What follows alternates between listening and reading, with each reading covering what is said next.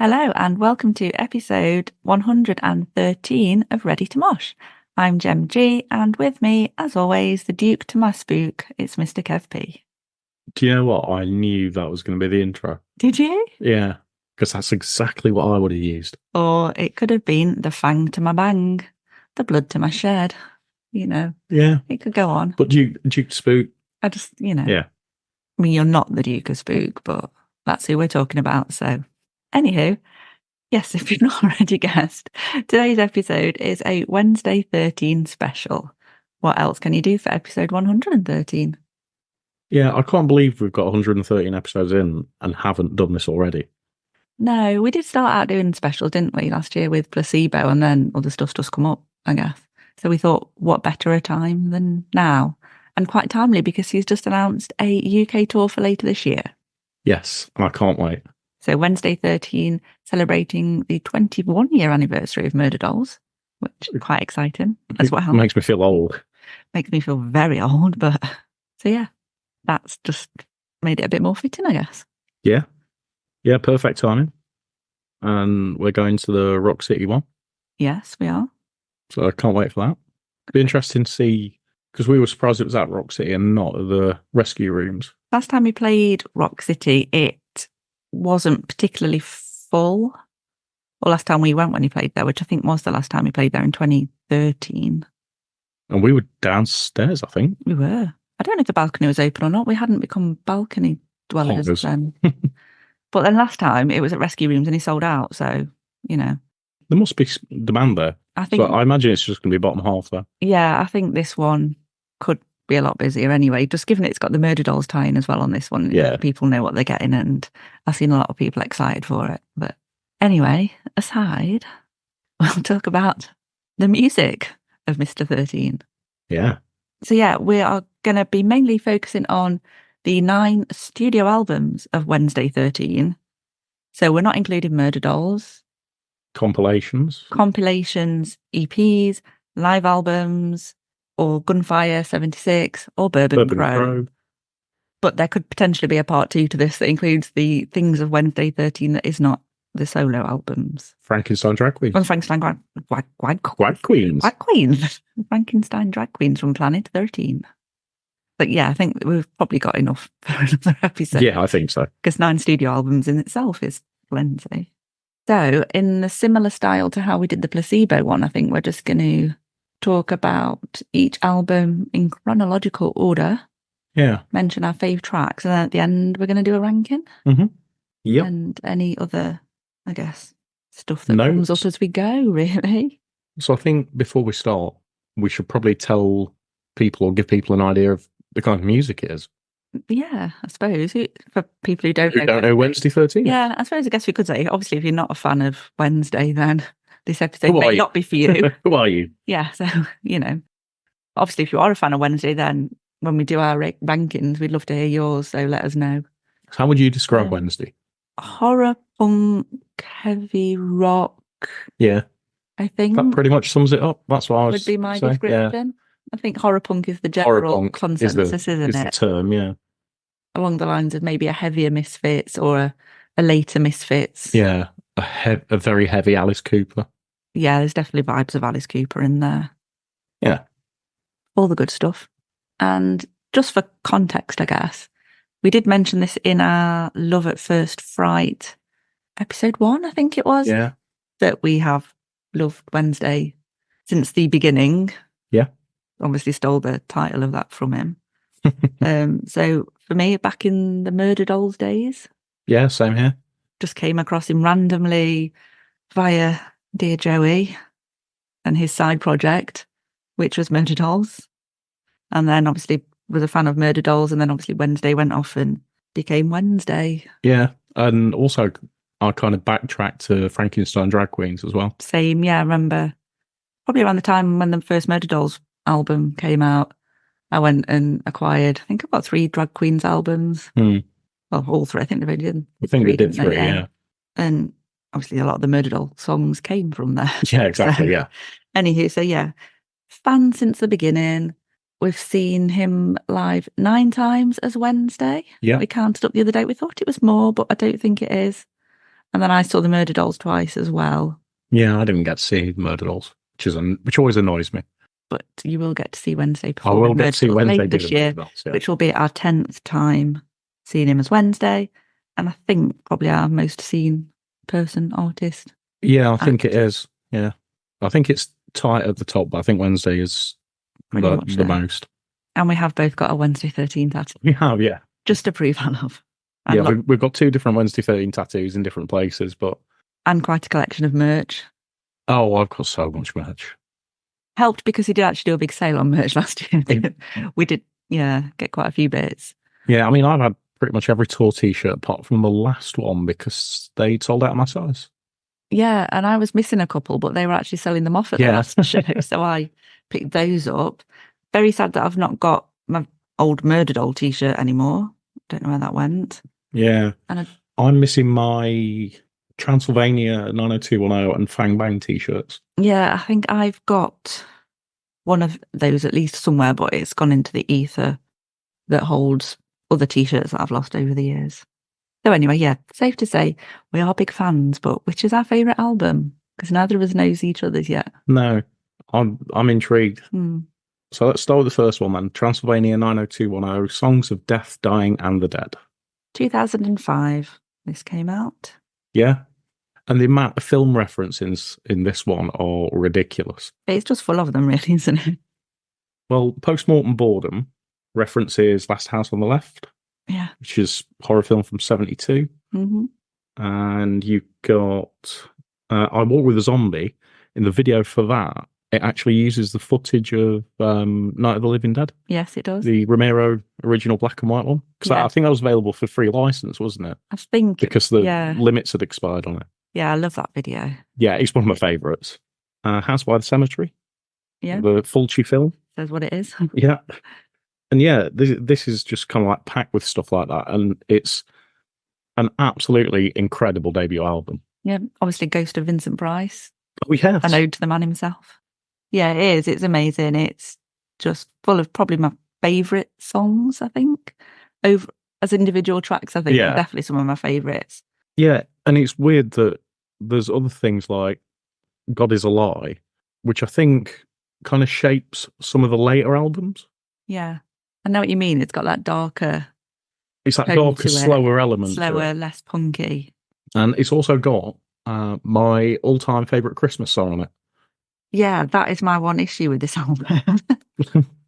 Well, the Christmas song at the end, near the end. It's not even like if it was tagged on at the end like a bonus track or something. It's just there in the middle. It is random. Between January and November, I have to skip it. Yeah, it's like it's track 10 of about 13 tracks, I think. Yeah, when I was listening to it a few days ago, because we both re-listened to everything, haven't we? I was like, I'm not listening to this one in January. Yeah, if you want an alternative Christmas song, that is the alternative Christmas song. It's on my Christmas playlist. Transylvania 90210, by the way. Yeah. I think that song should be used for a TV show called Transylvania 90210. I think there should be one, on the lines of the Munsters, that kind of Adam's Family. Kind of like Munsters reboot. Yeah. I'm surprised Wednesday's not done anything like that, because he's done his whole like Wednesday's World thing. Yeah. With Patreon and stuff. So what are your favourite tracks on that album? My favourite tracks on this, I Walk with a Zombie. Yeah. Bad Things. Yeah. Which is amazingly caustic and it's got so many funny lines in it. I'm going to say House by the Cemetery, Transylvania 90210, Buried by Christmas. I pretty much love most of the tracks on this, to be fair. I struggled to narrow it down, but I've wrote different ones to you. Have you finished yours? Sorry. Yeah. Yeah. Bats Dragged In. Yeah. Even if it's just for the orf. Oh yeah. Zombie, obviously. Yeah. I walked with. Bad Things, because, it's just a tune. God Is a Lie. Mm-hmm. Haunt Me, I like, but I prefer the acoustic version. But I just wanted to mention I know what you mean. There is some littered throughout that. I know we're not specifically talking about the acoustic album, but there's just something better about those versions for me. Yeah. It makes sense he's done them as acoustics. But... Yeah. Ghost of Vincent Price as well. Yeah. Moving on to album number 2 then is The Fang to My Bang. Bang Bang. 2006. So we didn't have to wait long for album number 2. No, it was only a year. Yeah. So he really knocked it out. So for me, this carried on very much in a similar vein to Transylvania. Yeah, I think this is like he's very good at kind of parodying lyrics or kind of making lyrics work that shouldn't work and Yeah. that kind of make you laugh and enjoy it at the same time. I think this is some of the best lyrical work that he did. I was just going to say, I don't think he gets enough credit for the lyrics that he writes Yes. and the twists that he puts on things. Like you say, he makes things work that shouldn't. Yeah, and this is a little bit more of a glam album compared to the first one, I think. Yeah, almost a bit more, I don't want to say poppy, but some of the tracks are more, what's the word? Catchy. Catchy, Yeah. yeah. And the titles in this are absolute genius. Yeah. So, first track, More Than Words. Yeah. You really can't beat that. Mm. I actually wrote one of my favourite lines in this. You had such beautiful eyes, it's hard to tell when they're covered in flies. It's just insane. Poetic. Like, I mean, some of my favourite tracks on this, like American Werewolf in London. I love that one. Again, there's loads of film references Yeah. that are all in there. Kind of classic Wednesday sort of horror punk sound. Single, which I think is the first Wednesday video that featured a clown, is My Home Sweet Homicide, which is an absolutely amazing single. It is, but I also feel, at least back in the day, it was overplayed a lot. And I think it was Scuzz rather than Kerrang that always had the video on. Yeah. So for me, it just became a bit overplayed. And I also don't like clowns, so I don't like the video. Although I don't mind, as clowns go, I don't mind the one in this video as much as some clowns. Yeah. Kind of like, when I was kind of like talking almost like a glam sort of sound, another great track, Happily Ever Cadaver. Yes. It's almost like Sweet and Status Quo if they were to write a horror Yeah, a horror I can song. see that. And it's all about necrophilia, so can't go wrong there. Oh. I mean, one of my all-time favourite tracks as well is Haddonfield. That's the next one I was going to mention. It's just perfect. It's one of my favourite horror films of all time. It's Halloween. For anybody who doesn't know, it's about Halloween. Yeah. The original, that is, not the shitty remakes that Rob Zombie did. No offence, Rob. But why was this not used in the remakes? I don't know. This would have been perfect. You'd have thought. Like, as the end song. Yeah. Or like as a credit song. This would have been spot on because it's about Haddonfield. It would have made sense, wouldn't it? But yeah, that's one of my all-time favourites as well. Like, same reasons as you, really. It just ties in with the film as well so perfectly. I think you've mentioned all my other favourites. Another one that I prefer the acoustic of, though, is Curse of Me. Okay, yeah. I see that.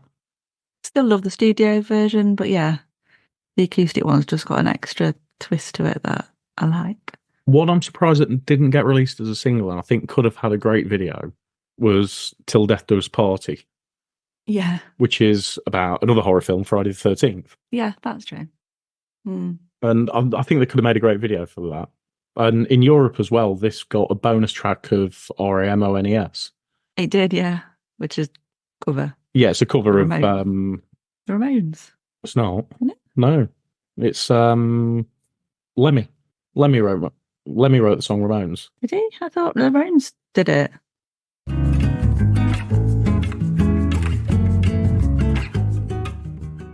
Yes, so turns out Kevin was right on that one. There is also a track on the North American one, which I've not heard, which is Burn the Flames, which is a Rocky Erickson cover. Yeah, I've not heard that either. But it must mean something to the American market more. Maybe. Than it would here. Let's see if anyone's released it on YouTube, actually. I don't know why I've never looked it up before. Yeah. Anywho. But yeah, there was only actually one single release, wasn't there, from Fang Bang? Home Sweet Yeah, which was Home Sweet Homicide. Amazing album. I really love that one. I think we're going to say that about quite a few. Quite a few, yeah, that's true. Next album then is Skeletons 2008. And for me, this is where he took a bit of a darker turn and things got more, I say, consistently heavier through the album. Definitely darker. I think more serious. Yeah. Just so much more serious than the other stuff. Yeah. Kind of more personal with some of the lyrics, less horror film references. Yeah, there's not a lot. I mean, for me, there's a couple of really standout tracks, which is the title track, Skeletons. Yeah. Because that is so good. and it's the return of the clown in the video. Yes. We won't talk about the clown anymore. And it's weird as well, the video, actually, because it's like the video's quite humorous. Mm. Like a horror kind of humor to it. Yeah. But the song isn't. It's very much It's not. very much the opposite, yeah. And I think when I read about Wednesday talking about the song in an interview, it's definitely quite a dark, bleak song. Yeah. Even if it's not immediately apparent.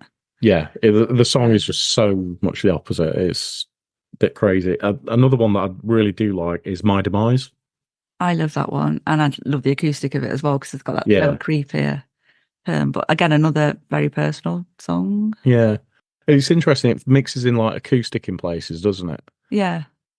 I reckon it's just, I love its oddness. It's like the lyrics are so bleak, but the guitar's quite upbeat. Yeah. It's just a nice contrast. I do like those kind of contrasts in a song though. Yeah. And this is almost like if Wednesday 13 did Bowie. Yeah. That's what it reminds me of. I can hear that. I can just see that being what it would be. I also love Scream Baby Scream, the opening track.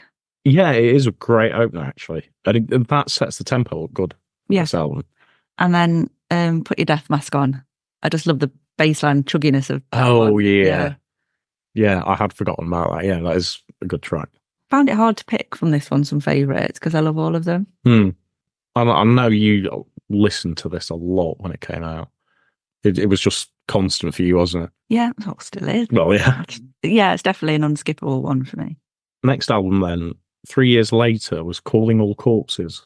Yeah, this was a bit of a weird period because he kind of went off and did his kind of glam thing with Gunfire 76 between times, reformed Murder Dolls, and then came out with this as Wednesday. Yeah. Yeah, it's bit, you can feel the album is a little bit mixed in places. Yeah, I think that's what, one of my comments was, it's a strange mix. Yeah. One of the things, actually, I wanted to say, the intro to this, Blood Fades to Black, is one of my favourite intros that he's done. And I've kind of like from this point onwards, all of his intros have been so good. Yeah, it's like it's almost like a signature became a thing. Yeah, and I think it really started around this album. Yeah, it's the first time I remember it. Yeah. I think the other ones up now, they go straight into the tracks. Yeah, and I don't know whether that's kind of like to set the stage for live shows, because there's always a bit of theatrics. Yeah, a lot of bands do that, don't they? They have like an intro track on the album, and that's like their intro, their walk on, kind of thing. Yeah, and yet, it's just one of the things I want to say about the intros because they are so good from this album onwards, and it feels like this one goes more like back to the styles that Wednesday did on the first two albums. With some of the titles, the play on words, it seems closer to that than Skeletons. Yeah, it's kind of a mix of the two, but more earlier stuff. Like Miss Morgue feels more like original Wednesday, older like Wednesday 13 stuff. School of My Dreams again. Yeah. It's got those twists on the titles, hasn't it? And like London After Midnight, which is, again, more like the Wednesday I was kind of used to listening to. Yeah. And because of the 5-year gap between this and the stuff he was doing on Fang Bang, like that kind of parody sort of piece, is it the way that the music scene changed? And this was him kind of trying to evolve and adapt to it? Because from 06 to 11, the styles of music are very different. Yeah, I know what you mean. I think he was just going through that weird phase. I don't know, because he'd got the other bands going on as well in that in-between time. It was almost like he was not sure what he was doing. Yeah. But then interestingly, this is like the first album that's got the most consistent lineup with the rest of the band. Yeah. Yeah, there's been a lot of lineup changes over the years. Yeah. And it has got a great track on it called Something Wicked This Way Comes, which I think is the best track on this album. Yeah, that's noted as one of my favourites. Yeah, it's a standout track, absolute standout. And I'm just kind of, it's a bit of a confusing album, isn't it? Yeah, I think that's why it never really grasped me as much as other stuff. It didn't pass me by as such, but I never really took to it as much. But I do love Ghoul of My Dreams and We All Die. Yeah. Probably is my favourites. And I Want to Be Cremated, which obviously is a homage to the Ramones. Yes. Leave that there. One of the other things as well, I've not wrote this down, but I had kind of noted it to talk about. The CD was mastered by a guy who's worked with Marilyn Manson, Nine Inch Nails, Rob Zombie, Ministry. And also, if you look at the artwork for Calling All Corpses, it reminds me so much of what was the Marilyn Manson album? Is it Spooky Kids? Smells like children. Yeah. Yeah, it smells like children. It's very like that. Just the greenness. It's the green. It's the megaphone. The hand and the top hat. Yeah. But also, maybe is there a hint of Wonka in there as well? Creepy Wonkaness.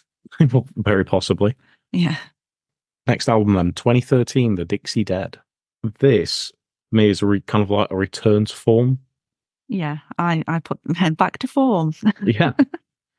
And I think it's actually one of the best albums he's done. I'd actually forgotten how good this album was. I had as well. We listened to it a lot when it came out because we went to this tour, didn't we? Yeah. Yeah, it's kind of back to being heavier again, more on the side of Skeletons. Yeah. At times, that darker side to things. And one thing that stood out for me on this album was how much better the guitars were from this point onwards. I know Ramon joined for the last album, but I feel like his kind of guitar playing on this really stands out a lot more. Some of the solos that you've got in this. No offense to Wednesday and previous guitar playing, but it just seems to stand out another level. And yeah, like tracks on this that are really good. Like the intro again, Death or Eyes. I love that. Yeah. Bloodsucker feels more like Wednesday 13. After the last couple of albums or whatever. Get Your Grave On. That's a classic. Yeah. But one of the best tracks on the album, and I'd possibly say of all time. Yeah. I rate it that highly. And other tracks that kind of stand out, Too Fast for Blood, Hail Ming, I absolutely love. That's a good one, isn't it? I remember seeing that live on that tour as well. Yeah. Yeah, Hail Ming. Yeah, you have to, don't you? Coming Attractions is kind of like put into the middle of this, and it sounds just like a movie trailer. It does. It's one of those that, again, quite a lot of bands sometimes do that little interlude in the middle. Yeah. But it really suits it on this album. And then you've got the title track, The Dixie Dead. Yeah. And Ghost Stories, again, really good tracks on this. Yeah. Ghost Stories is another of those that works really well acoustically. Yeah. And it's interesting how many of the tracks do work as acoustics too. Yeah. I also love Fuck You in Memory Of. And the lyrics of that as well, they really remind me very similar to kind of Bad Things. Yes. That kind of, I have noticed through the albums there's a lot of self-referencing. And some of the guitar chords are very self-referencing as well in certain songs. Yeah, there's a lot of those almost callbacks and stuff, aren't they? Yeah. Between tracks. And from kind of this point onwards as well, it's been more consistent with like every 2 years roughly an album. Yeah. Again, so 2015 was Monsters of the Universe, Come Out and Plague, which is another one that reminded me a bit of Calling All Corpses. It's a bit of a mixed one. Yeah. For me, there's a lot of sci-fi themery, that's a word, kind of going through it in terms of song titles and lyrics, and some bits are quite electronic. It's almost like he was experimenting again. Yeah, I was going to say it's a very experimental album, and I think it was kind of like testing the waters to see which way to sort of take it. And again, possibly that the music scene had changed again. Possibly. Because it would kind of fit in that sort of time period. Yeah, in terms of standout tracks, there's not loads on this one for me. Keep Watching the Skies, I really like, and Astro Psycho, and Come Out and Plague. I love Watching You Die. That one is quite kind of goth electro. It reminded me almost like 80s kind of synthy sounds. Yeah. Going through that one as well. Yeah, kind of that dark wave sort of sound. Yeah, but again, it's one of those that is probably my least listened to overall. Okay, then. On to 2017 for Condolences. And this, again, is a bit of a weird album because it seems to mix all of the previous stuff. Yeah, with a kind of new vibe for me. Again, it was kind of, I think this and the next album in particular was kind of experimented. He was getting all theatrical, wasn't he, with the live show? And we saw him. It's when he headlined the Dogtooth at Download, wasn't it? When this album was out? Yeah, which was exceptional. And I remember reading a review of that talk. You know, when he did that show, and somebody said, "Do you remember him playing? What was it? I love to say fuck." Yeah. And the bit where everybody's going fuck, fuck, fuck, The fuck. classic ending. Yeah. Of a Wednesday show. Apparently, because we were right at the front, weren't we? Apparently, people could hear it outside the tent, and people just couldn't physically get in the tent. He basically sold the tent out. Yeah, I remember reading that. Well, to be honest, we went in, didn't we? I can't remember who was on before him. Was that the year we watched Idols? Yeah, but I don't think they were on before Wednesday. We just watched them anyway. Oh, okay. I can't remember now who was on before him, but we went in, I think, as they were finishing. And so we kind of pretty much got, not on the barrier, but really close. And then we stood the whole gap between band, didn't we? Yeah. And I just remember turning around at one point and I couldn't see a way out. And I was like, no, just face the front. Don't think about how squashed in you are. Yeah, it was heat. Yeah, people couldn't get in, which is quite nice to hear. It's very often. Yeah, it's us that can't get in. If you left it too late, so I was like, we're here. Yeah, and apparently it sounded like a kind of Tourette's convention outside the tent. Yeah, if you know, it's just our Wednesday end of the show, isn't it? But if you're not, anyway, back to the album. Yeah. I thought this started off kind of very Rob Zombie-ish. Yeah, I remember because he released What the Night Brings as a single first, didn't he? And we were like, oh, this is different. Yeah, I do like, in a good way. Yeah, I do like that. But it was very different to previous stuff as a standalone track to hear first, wasn't it? Yeah, and it kind of, for me, it kind of moved more to a sort of like mid-period Wednesday 13. Yeah, and then you got kind of hints of some kind of Cradle-esque vibes coming through on a couple of tracks. Yeah, it definitely feels one of the heaviest albums. Yeah, and darkest. And the guitars feel a lot fatter. With the drum as well, it kind of feels like thrashing places. Yeah. So it's just a lot quicker than the last previous albums. And it kind of changes after like the last 3 or 4 songs, kind of mixes it up again.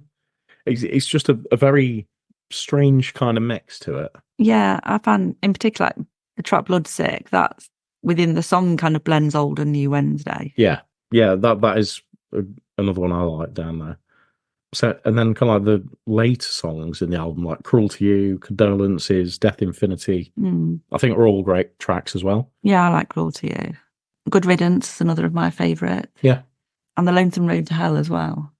But yeah, as well, this was the first album that he did when he signed to Nuclear Blast for a couple of albums, wasn't it? Yeah, that didn't go well, did it? I don't think so, no. Yeah. What he said since, but at the same time, obviously, the more theatrical stuff, I don't know whether he, as a result of that, had more budget to do theatrical theatrical walking backwards face mask that he weird, was doing through this and kind of the next album as well. Then the next one, as you've kind of brought it up, was Necrophase in 2019, which opens with Alice Cooper.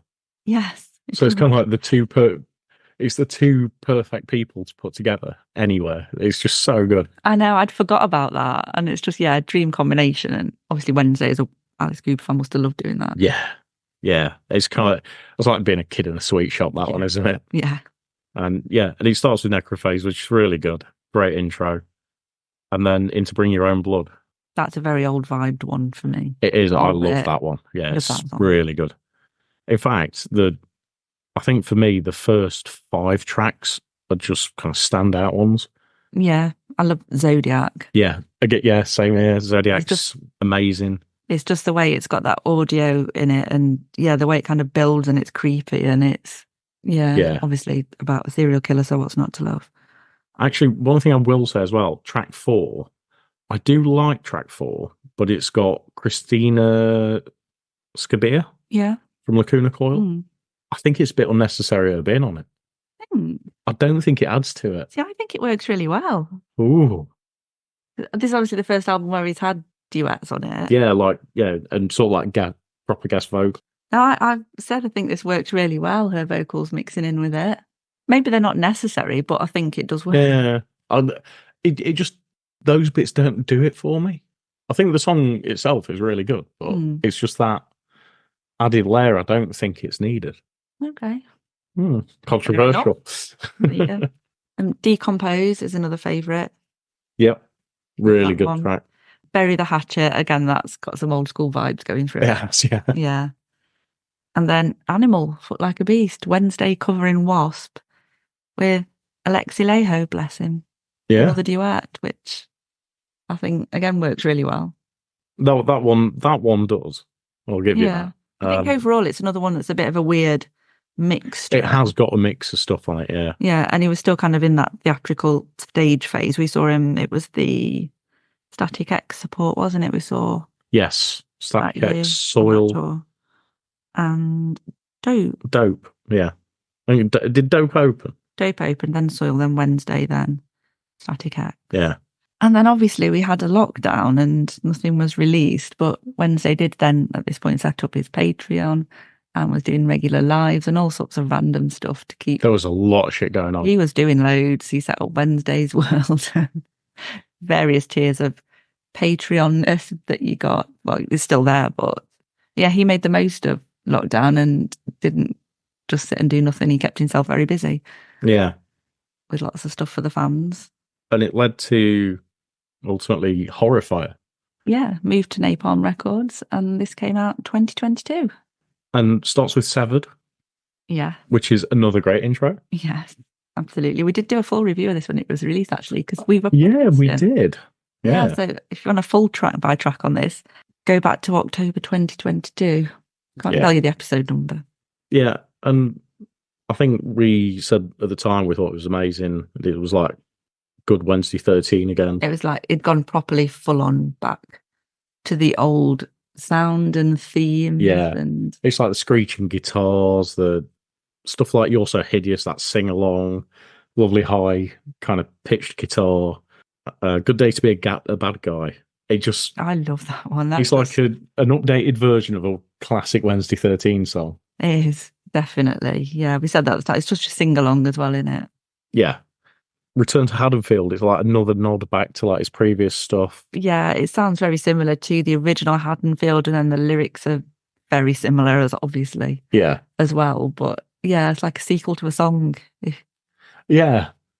Yeah, I know exactly what you mean, yeah. Christine. Yeah. Another classic film referred to. And Insides Out, which is the first single he released as well, which I think we reviewed as a single as well. But that's just got a really cool, creepy video. It's got Halfway to the Grave, which is a weird one because it kind of switches pace. And it's like Wednesday 13 doing Wasp or Motley Crue. Yeah. That's what it's like. It kind of goes very glam from out of nowhere. Yeah. It just goes very glam. Kind of 80s glam sleaze kind of. And then obviously the last track, Other Side. Yeah. Which is the first time he's really done a kind of almost a ballad, isn't it? And obviously a tribute to Joey and his mum. They both passed away quite close together. Reminds me a lot of Ozzy's See You on the Other Side. Yeah, I know what you mean. It's Randy Rhoads that you wrote that about. I think like this song is genuinely heartbreaking. Yeah. And it's the perfect song to end the album on. I remember when I listened to it, because I'd not listened to it for a little while. I was like, oh, God, how sad it was. And it's almost like, not that his other stuff isn't genuine, but it's like a genuinely heartfelt song with no kind of humour or creepiness or other twists added to it. It's like the stuff he did in Skeletons, but it feels real. Yeah. Does that make sense? It's something very close to him. And that you can really feel it in that song. And I think for this album, it's just a great mix and shows kind of like what made him stand out in those early days. Yeah, and he's stood the test of time. He's kind of gone off on different tangents and experimented with different things, but he's kind of come back now to where it all began. Yeah, and it's like, I think this is one of the albums that's got the strongest guitars, drums, songwriting as well. I think it's just a lot tighter. Yeah, and it's self-produced as well, isn't it? Which we discussed when we first reviewed it, and so there we go. I hope it carries on the same. See what album 10 brings. Right, so time to rank them. So we're going from 9 up to 1. 9 to 1. Time for the reveal. In 9th place, your 9th Wednesday 13 album is Monsters of the Universe. Mine's Calling All Corpses. Wow, that's really interesting. Is it? Okay. What's your number 8? Monsters of the Universe. So we're both saying that's quite low down on the rankings then. Mine is Condolences. Oh. Or is it high on yours? What's your number 7? This is going to terrify you. Skeletons. Doesn't terrify me, it horrifies me. Horrifier. Yeah. My number 7 is Condolences. What's your number 6? Necrophase. My number 6 is Necrophase. We've got a match. We've got a match, We're finally. matching on We've been 6. close-ish on some of them. Yeah. Your number 5 is? Calling All Corpses. Mine is Dixie Dead. What's your number 4? Horrifier. Mine is Dixie Dead. Oh. So they're quite close. Yeah. What's your number 3? Horrifier. My number 3 is Fang Bang. Oh.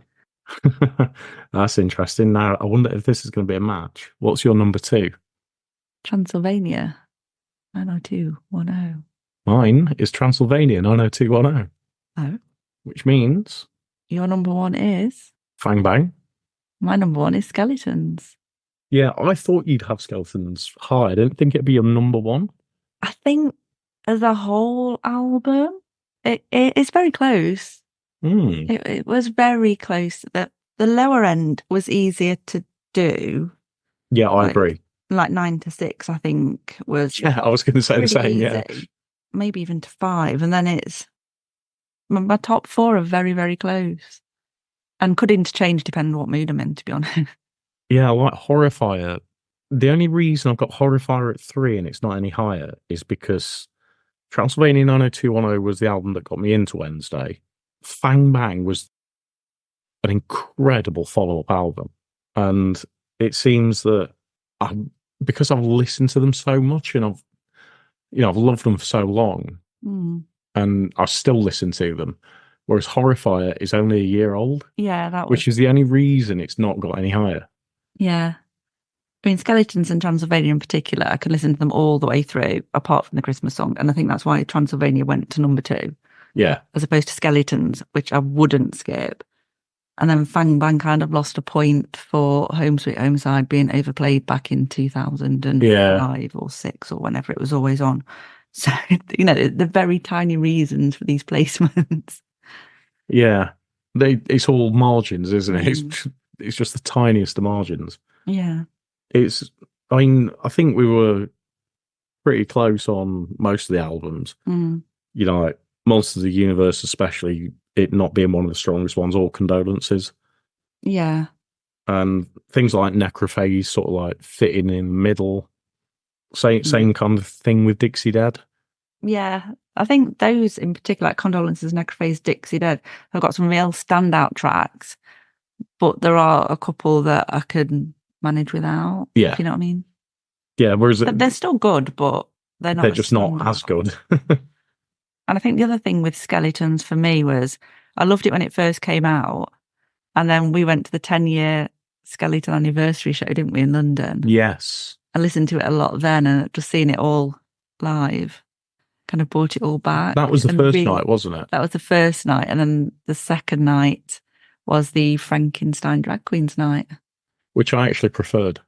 Yeah. I really enjoyed the second night more than the first night. I loved them both for different reasons, because I never thought, I know it wasn't obviously the original drag queens, but still just seeing Wednesday dressed up in the attire of Frankenstein drag queens and doing the tracks was awesome.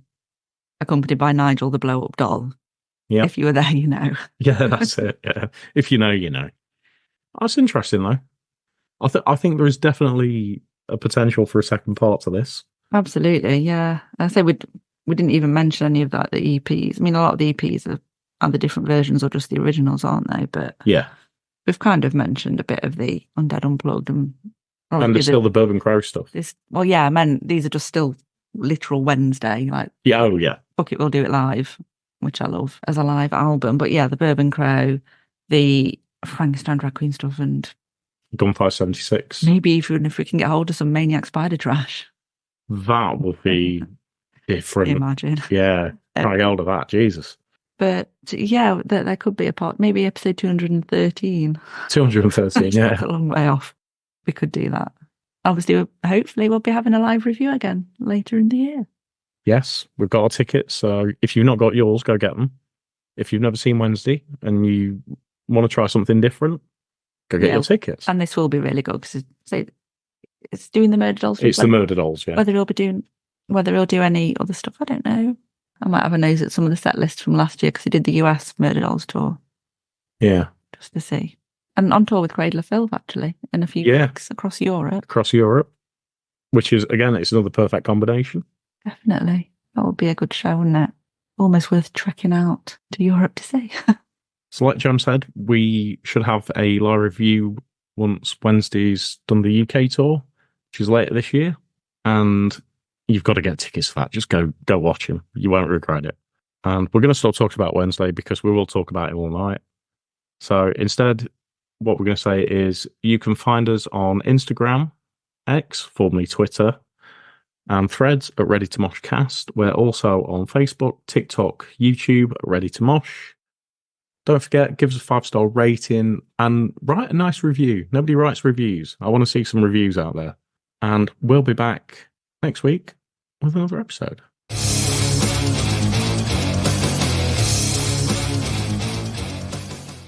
Bang, bang, moog.